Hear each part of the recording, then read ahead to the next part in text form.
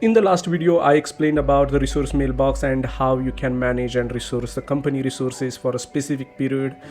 In this video, we are going to see how you can manage contacts and where you can use them in your organization if needed. There are two types of contacts in Exchange: mail contacts and the mail users. And what is the difference? The mail contacts versus mail user.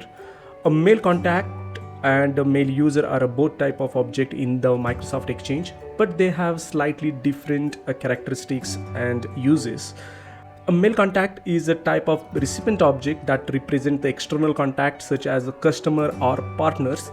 A mail contact has an email address, but it does not have a mailbox or any kind of Azure Active Directory. Mail contacts are typically used to store the information about external contacts such as their email address and the contact details. Mail user is a type of recipient object that represent internal users such as employees or the contractors. A mail user has an email address and the mailbox if you assign the license, as well as the user account in an Active Directory. Mail users are typically used to store the information about internal users such as their email address, contact details, and the security information. In the nutshell, mail contacts are used to store the external contact details, while the mail user are used to store internal user details. Both have an email address, but mail contacts don't or doesn't have a mailbox or Active Directory accounts.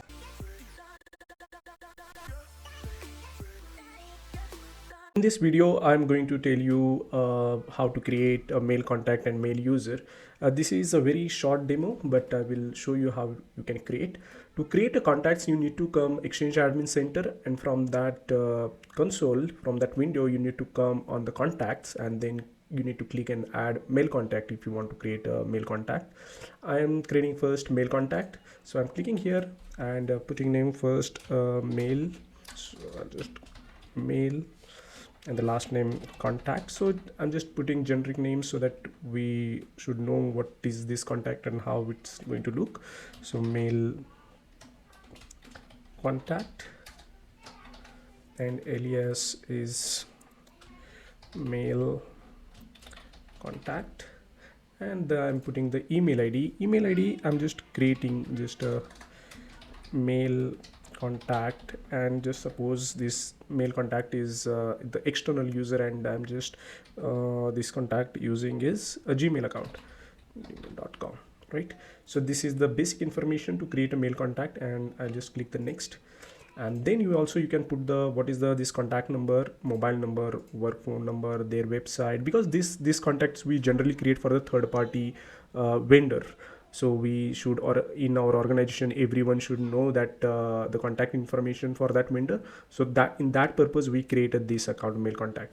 So we can put here all this information so everyone knows who is this vendor and what is their website and what is their contact number, where they stay, address, and everything, and about the organization details like what is the position in his position in their organization, right, and who is their manager. All that kind of information you can put here. These are the basic information, so everyone should know the vendor's details, all details about that vendor.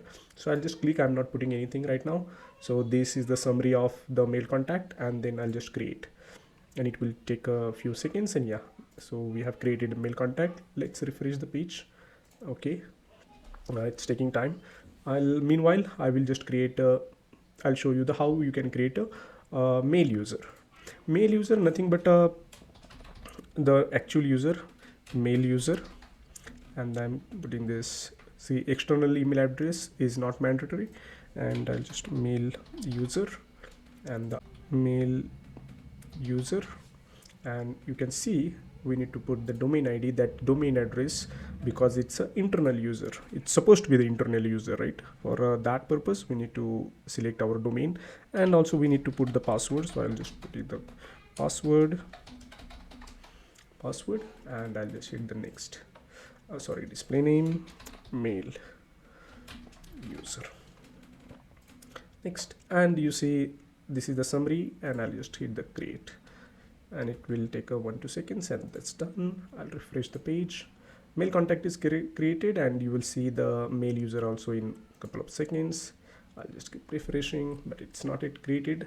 So we'll just wait and we'll see what is the difference. The purpose of this is in our organization, everyone should know this mail contact users information, all information about that contact, their email ID, their accounts, and all that stuff. We should know, or every user in our organization should know. So that is the whole purpose of this mail contact. And now you clearly see the mail user is created and all this. And also I will show you, when you go to the Exchange Admin Center, sorry, the main admin portal, and go to the active user, you will see the mail user. You will see, yeah, you can see the mail user is created in an unlicensed account, and he also can log in with the username and password. We have already set up the username and password for this account, so he can log in with that user account and the password. Username is this mail user, and he can certainly log in with this. I'll show you another good thing. When you go to the Exchange Admin Center and click on the groups and select the distribution list, and there is a new news. The distribution list is I created already. I'll show you. You can also add all the contacts, mail contacts and mail users as a member of this distribution group.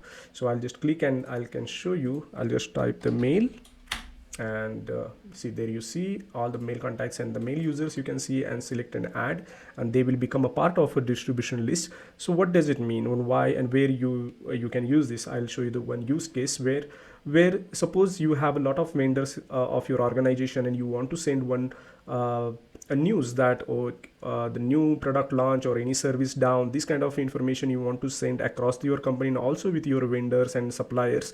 So that time you can just send one email to news, and it will distribute to all your vendors and all your service provider. Everywhere this one email will go out. So in that case, you would require this mail contacts and mail user, sorry, basically the mail contacts you would require.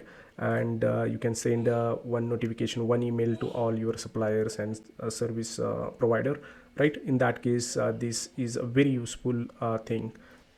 In the next video, I'm going to talk about mail flow settings, how you can change the mail flow, how you can put the rules in the mail flow so that you can trigger the query and you can change the mail flow, how we can monitor particular users. So all this stuff we are going to see in my next video. So please watch my videos and like and subscribe this channel.